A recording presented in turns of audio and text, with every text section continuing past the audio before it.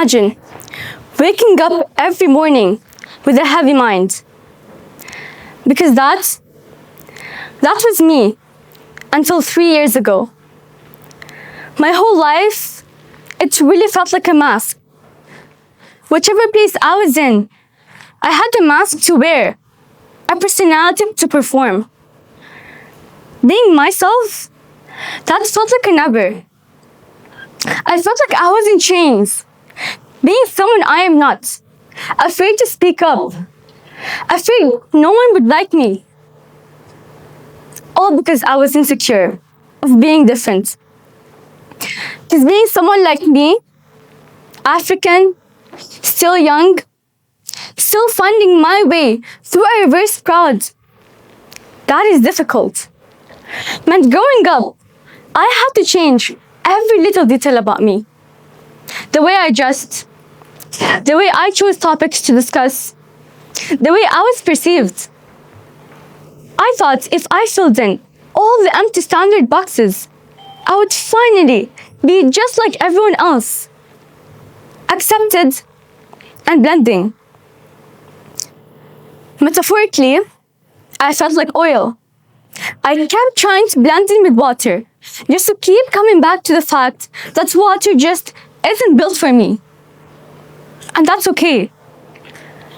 I used to wake up every morning rehearsing the way I entered the school bus, class, the cafeteria, almost like someone was watching my every move. It felt suffocating. But then I realized something. That I am different.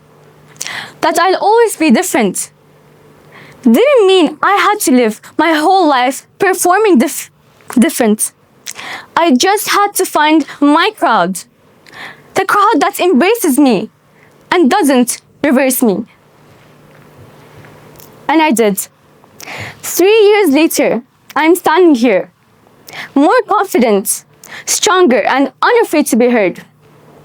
Which brings me to the life-changing topic I want to discuss with you today. Have you ever laughed at a joke you didn't find funny just because everyone else was laughing? Have you ever caught yourself changing the way you speak, dress, or act simply to fit in? Maybe you laughed at a joke you didn't find funny. Maybe you had an opinion that you truly believed in. And maybe you were in a version of yourself that wasn't even yours. If so, because this feeling is not just personal, it's psychological. Matter of fact, psychologists have been studying this behavior for decades. Think about this. In the 1950s, a psychologist named Solomon Asch conducted one of the most famous experiments on conformity. People were placed in a room, but only a few were real participants. The rest were actors working in on the experiment itself. And so they were asked to answer a very simple question, something very obvious. They were shown 2 cards. Card 1 had one single line, which is obviously the standard line. Card 2 had 3 lines labeled A, B, and C. The task was simple. Say out loud which line matches the standard. In the first round, everyone gave the correct answer. But then, in a specific round called the critical trial, all actors intentionally gave out loud the wrong answer. Like B, for example. They all said B, even though it was clearly wrong.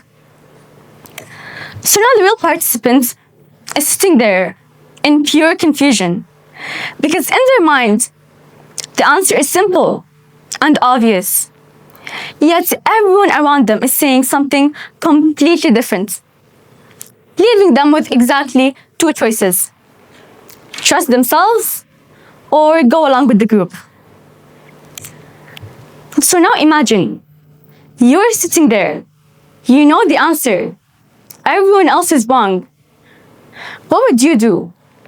Would you go along with the group? Or would you trust yourself? Because here is what actually happened. Many people went along with the group, even when they knew it was wrong. In big moments, we ignore what we think, what we believe, what we actually want. And over time, those small moments end up building up that we never really know where we end or begin. And the performance begins. And then something hit my brain chemistry harder than I expected. Because I realized I had been doing the exact same thing in my own life. Let me tell you about this. When I was 11, there was this group of girls I really wanted to be in. They seemed like they had everything figured out. The perfect friend group, the latest shoes to yet come out, beautiful face and straight A's. Growing up, my family was all I had. Didn't seem to fit in anywhere. And so I did the action that every child normally does. I tried to fit in. I didn't just try to fit in. I first decided who these girls were, and I labeled them. They're confident. They're popular. Most importantly, they belonged. And I quietly decided I had to become a part of that label too. I started wearing out my hair, knowing how much it would damage it. Started caring more about fashion and convinced myself no, I longer like my strawberry shortcake sneakers. I changed every little detail about me, hoping I could impress these girls, not realizing the after-party damage that I would face. But yes, I fit in. I became a figure that was accepted by society, had multiple friends and people who actually liked me. But deep down, I knew something was not comfortable. The random bursts of realization reminding me that you were never like this. We spend so much time from a young age learning how to say the right things, what makes people like us, but nearly enough time learning how to recognize ourselves. The kind we don't talk about or embrace enough. Isn't about knowing what's right in a room full of people, but noticing the moment you start abandoning yourself just to perform. Let me tell you about this story. This is Peter. He takes his privacy extremely seriously, as he should. No private social media accounts, doesn't post any pictures of himself. Then slowly, he starts getting pressured by his friends. They label him as Boring Peter.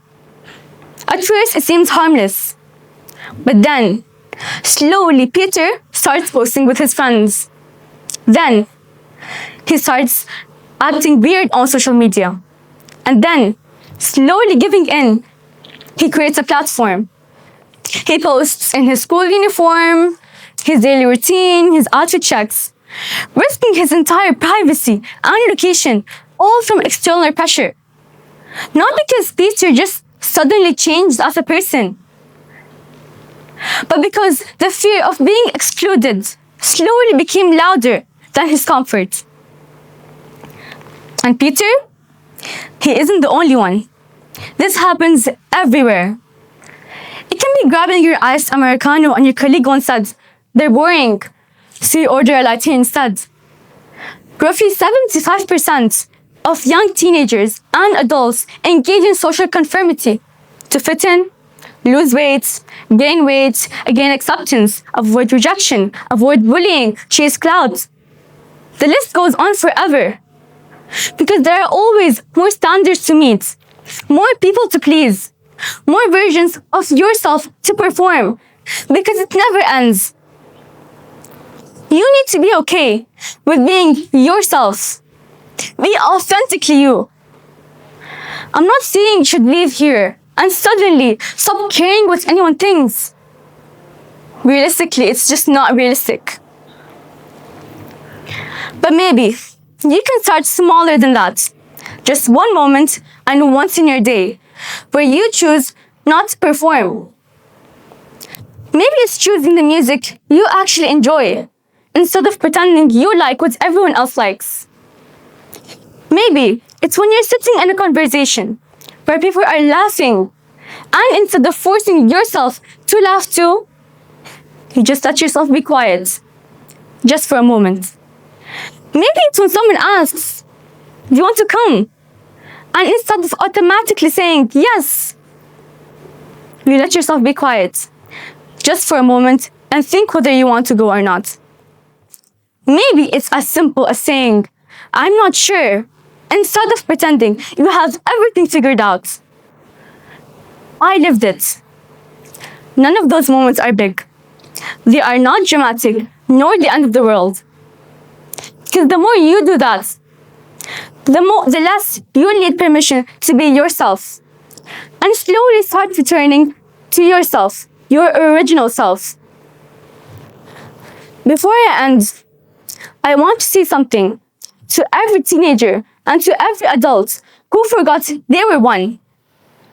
If you ever shrunk yourself to fit into a friendship, stayed quiet to keep the peace, laughed at a joke that truly hurt you, or worn a version of yourself that wasn't even yours, then this talk was for you. Most of the time, we fill everyone else's cup that we never really realize ours is empty. So if you're sitting there right now thinking, "I could never do that, it's way too risky, what would everyone think of me?" Look at me. I'm standing here. I'm a student, standing on a TEDx stage, and I did it. If you think you can't do it, what makes you think you can't? Thank you for listening.